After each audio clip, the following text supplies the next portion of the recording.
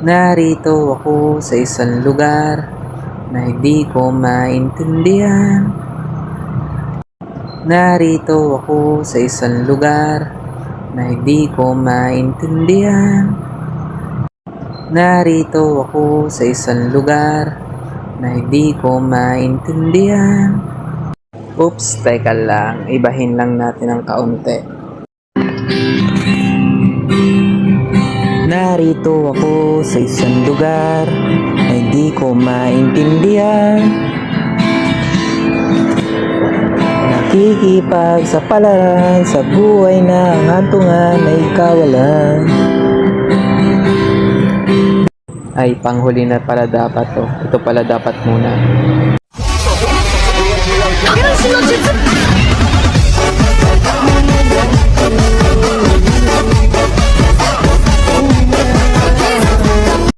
Pops, bago muna ang lahat, baka naman paki-like, follow, and subscribe.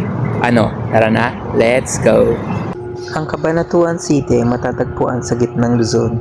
Kilala ito bilang Tricycle Capital of the Philippines dahil sa napakaraming tricycle ang bumabiyahe dito.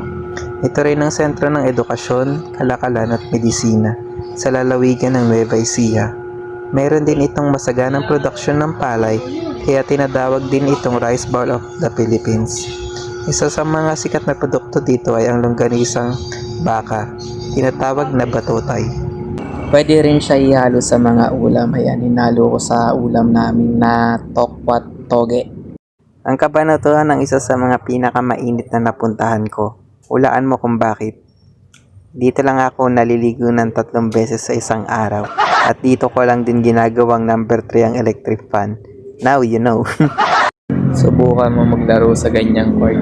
Open area, tapos biglang sisikat yung araw. Kulang ata sa yung 3 litrong tubig dyan. Pero ito ako, tingnan mo, tamang bike. Inutusan kasi ako bumili ng ulam eh. Diyan din naman ako dumadaan kaya tamang ikot lang din muna ako. Habang nakabidyo, ganyan lang naman ginagawa ko. Tapos pag may nakita akong aso, hahabulin ko.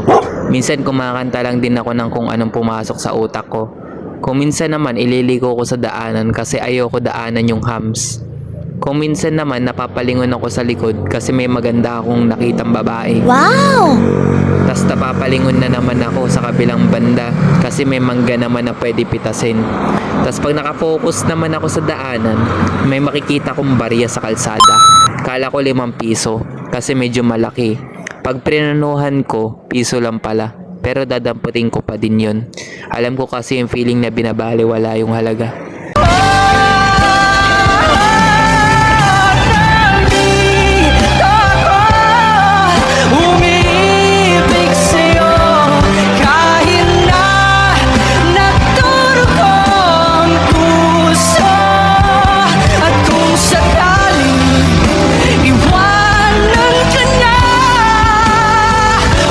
Binabalikan mo talaga kung saan ka nagkulang para punan ng iyong pagkukulang. Pero sana wag mo nang subukang ibalik pa ang nakaraan. Bagkus ayusin mo na lang ang sunod na hakbang. Di na natin mababalik yan, kaibigan. Pero pwede bumawi sa ibang pagkakataon at paraan. At saka payo ko lang sa'yo, kung tingin mo na pag-iiwanan ka na sa buhay, baka tama ka nga. Tinignan mo kasing ganun eh. Joke lang, wag mong tingnan ng buhay kung sino ang huli at nauna. Malamang nape-pressure ka sa nakikita mo ngayon sa media. Nakaedaran mo o mas bata sa'yo, ganyan nakalayo narating. May negosyo, may skills, may talent, tapos ikaw yan ka pa din. Pinangako mo kasi sa babae mo na di ako magbabago para sa'yo. Joke lang, lahat ng tao nagbabago. Pero magbago sa magandang paraan, hindi sa papangit. Payo ko lang sa'yo, luminya ka lang sa sarili mong linya. Pag napagod ka, tas alam mong mabagal ang pag-usad mo, magpahinga ka pa din. Di naman laging paspasan eh. Iba-iba tayo ng pacing at saka pinaka masasabi ko lang, kung mabigo ka man sa ginawa mo, di naman effort at utak mo ang may kasalanan. Kapalaran na yon. Once na ginawa mo naman ng lahat ng makakaya, tapos di pa din tumagos, ituring mong panalo ang di mo pagsuko sa paglaban. Narito ako sa isang lugar na hindi ko maintindihan. Nakikipagsapalaran sa buhay na hantungan ay kawalan. De numero, ang galaw ng tao, bawat gawin ay may presyo. O narito ako sa isang lugar na hindi ko maintindihan. Daing ng taong di pinapansin, nililipad ng hangin. Pagkain sa araw-araw, hindi malaman paano pagkakasyahin. Lalong yumayaman kapag mayaman, lalong naghihirap kapag mahirap. Oh, narito ako sa isang lugar na hindi ko maintindihan. Walang ginagawa ang mga walang awa, walang nagagawa kahit pa ngumawa, magmakaawa, bumaha ng mga luha.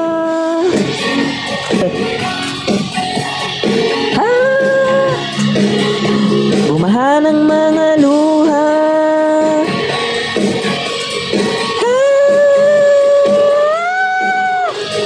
Narito ako sa isang lugar ng mga taong tumatakas,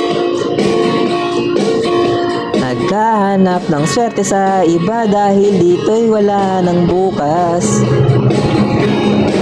Kakarampot, nasasahurin sa sobrang mahal mga bilihin.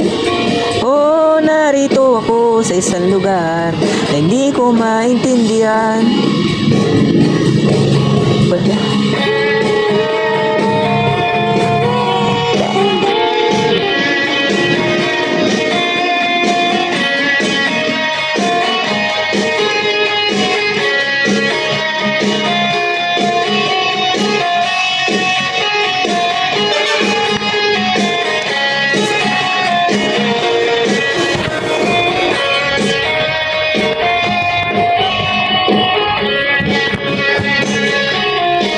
Walang ginagawa ang mga walang awa, walang nagagawa kahit pa ngumawa, magmakaawa, bumaha ng mga luha.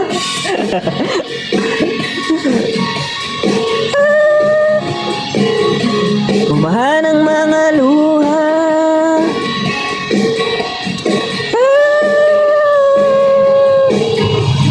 Narito ako sa isang lugar na hindi ko maintindihan.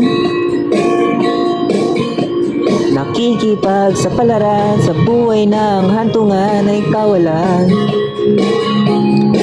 De numero, ang galaw ng tao, bawat gawin ay may presyo. Oh, narito ako, oh, narito. Oh, narito ako, ba't ganito? Oh, narito ako sa isang lugar na hindi ko maintindihan.